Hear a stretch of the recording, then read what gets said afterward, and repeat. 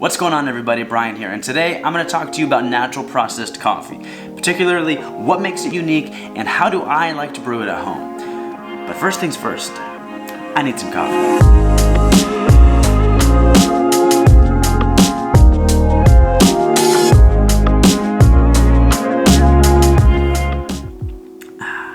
My coffee today is from Ethiopia Yirgacheffe. It is a natural processed coffee.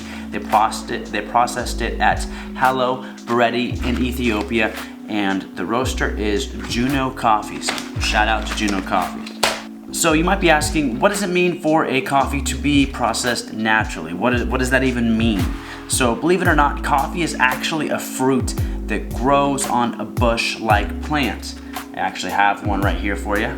Say hello to my little friend. So in about 3 years, this will grow into a nice, flush, full-grown adult coffee plant. And at that time, it's gonna have little cherries on it, which will contain seeds, coffee seeds. And the process of extracting those seeds from the cherries to be ready to be roasted, that is the processing process. That's what processing is. Now that seems pretty simple, but there's actually several different ways that you can take the seed out of the coffee fruit.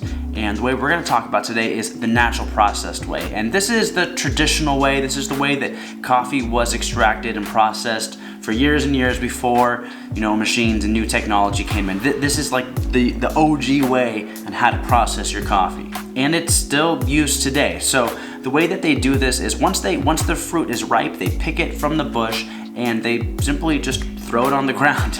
I'm not even kidding. They throw it on the ground, usually throw out some mats first, and you get all of your coffee and you just let it dry in the sun for 3 to 6 weeks, for a super long time. It's just sitting there in the sun drying out. And as the coffee's just sitting out there in the sun for weeks and weeks, what that's doing is the seed's actually extracting natural sugars from the coffee fruit, and that just adds to the complexity and to the taste of the seed that you wouldn't have had otherwise if you immediately extracted it.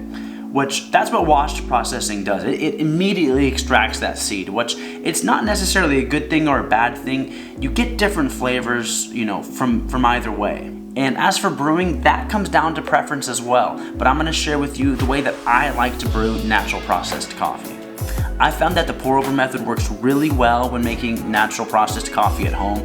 I prefer using a V60 and extracting multiple times.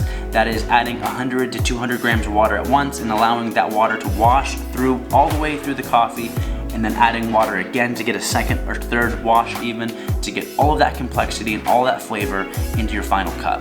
And that's it for today's video. It's a short one. I hope you learned something. Thank you again so much for watching. Please remember to like, subscribe, all that jazz, and please leave me a comment. Let me know your opinions on natural processed coffee. Do you like it? Do you prefer it? Have you had it before? Please let me know, and until next time, I'm gonna have more coffee.